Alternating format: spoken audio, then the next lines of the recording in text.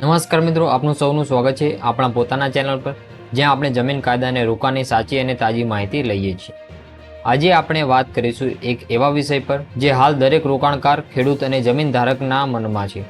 Budget 2026 પછી જમીનની કિંમત એટલી વધી કેમ ગઈ છે?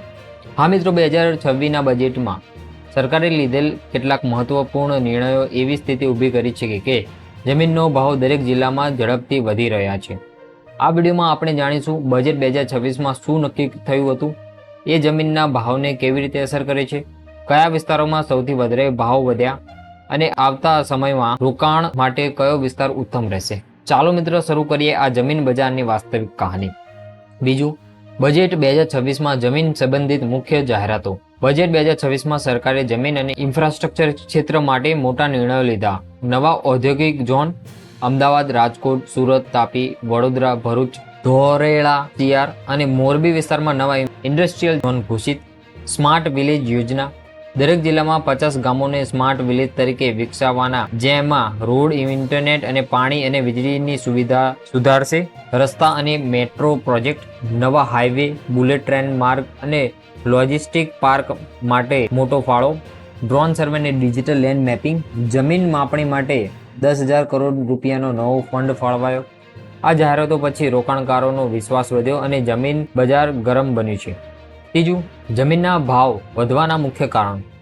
પહેલું, ઇન્ફ્રાસ્ટ્રક્ચર વિકાસ. જ્યાં રોડ અને રેલવે કે મેટ્રો બને છે ત્યાં જમીનના ભાવ આપમેળે વધી જાય છે. ઉદાહરણ તરીકે અમદાવાદથી ધોળેરા વચ્ચેની જમીનના ભાવમાં 6 મહિનામાં 30થી 40% વધારો થયો છે. બીજું, ઔદ્યોગિક વૃદ્ધિ. નવી ઔદ્યોગિક નીતિ પછી ખાસ કરીને રાજકોટ અને સુરતમાં ઇન્ડસ્ટ્રીયલ જમીનની માંગ ખૂબ વધી છે. ત્રીજું, સરકારી યોજના. Gati Shakti, smart city, digital land mission જેવી યોજનાઓના કારણે જમીનનો ઉપયોગ વધ્યો છે, એટલે માંગ વધી ગઈ છે. ચોથું, NRI રોકાણ. વિદેશમાં રહેલા ગુજરાતીઓ હવે પોતાના રાજ્યમાં રોકાણ કરી રહ્યા છે. બજેટ 2026માં NRI માટે કર રાહત મળતા જમીનમાં રોકાણ વધી ગયું છે. પાંચમું, ડિજિટલ જમીન રેકોર્ડ સિસ્ટમ. એની રોડ, ઈ ધારા અને બ્લોકચેન જોડાતા દરેક દસ્તાવેજ સુરક્ષિત થયા છે. ફ્રોડ ઘટ્યો એટલે રોકાણકારોનો વિશ્વાસ પણ વધે છે. આ બધા કારણો સાથે જમીન હવે ફક્ત સ્થિર સંપત્તિ નહીં રહી, પણ બની ગઈ છે સૌના નફાકારક રોકાણ તક. ચોથું, કયા વિસ્તારોમાં ભાવ સૌથી વધારે વધ્યા? Ahmedabad Dholera expressway zone. નવી ઇન્ડસ્ટ્રીયલ બેલ્ટ બનતા જમીનના ભાવમાં 50% વધારો.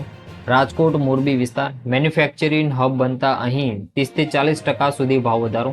Surat outer ring road real estate અને રેસિડેન્શિયલ પ્રોજેક્ટથી 25% વધારો. Vadodara Bharuch industrial zone logistics hub તરીકે વિકસાતા જમીનના ભાવમાં સતત વધી રહ્યા છે. કચ્છ અને ભુજ વિસ્તાર નવા પોર્ટ અને એનર્જેટિક પ્રોજેક્ટના કારણે રોકાણની મોટી તક. આ તમામ વિસ્તારો હવે ઇન્વેસ્ટમેન્ટ ઝોન તરીકે ઓળખાઈ રહ્યા છે.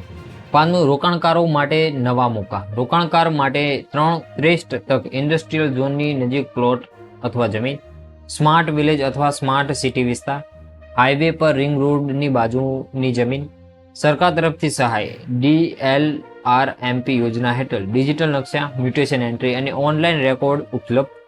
લાંબો ગાળો નફો. દર વર્ષે સરેરાશ 10થી 15% ભાવ વધારો અને કેટલાક પ્રોજેક્ટ વિસ્તારોમાં તો 100% સુધી ROI. સાચા સ્થાન પર રોકાણ એટલે 5 વર્ષમાં ડબલ કમાણી. સાવચેતી અને કાયદાકીય તપાસની વાત કરીએ તો જમીન ખરીદતા પહેલા નીચેની બાબતો ચોક્કસ ચકાસો. એની રોડ પરથી 7, 12 અને 8 નકલ તપાસો. મ્યુટેશન એન્ટ્રી સાચી છે કે નહીં તે ચકાસો. કલેક્ટર પરમિશન જરૂર છે કે નહીં, ખાસ કરીને ખેતીની જમીન માટે. દસ્તાવેજમાં ફ્રોડ કે બોજ નથી તેની ખાતરી કરો. કાયદાકીય ચકાસણી કર્યા વગર કોઈ પણ રોકાણ કરવું જોખમી સાબિત થઈ શકે છે. તો મિત્રો, આ હતી સંપૂર્ણ સમજણ બજેટ 2026 પછી જમીનની કિંમત કેમ વધી. આ વખતના બજેટ સ્પષ્ટ સંદેશ આપ્યો છે કે જમીન એટલે વિકાસનો આધાર અને રોકાણનો ભવિષ્ય. હવે જે લોકો સમયસર રોકાણ કરશે તેમને આવતા 5 વર્ષમાં સૌથી મોટો નફો મળી શકે છે. વિડીયો ઉપયોગી લાગ્યો હોય તો લાઇક કરો, કોમેન્ટ કરો. હું પણ જમીનમાં રોકાણ કરવા તૈયાર છું. સબસ્ક્રાઇબ કરો જમીન અને કાયદા અને બજાર સંબંધિત નવી માહિતી માટે. Thank you for watching. મળીએ એક નવા વિડીયો સાથે.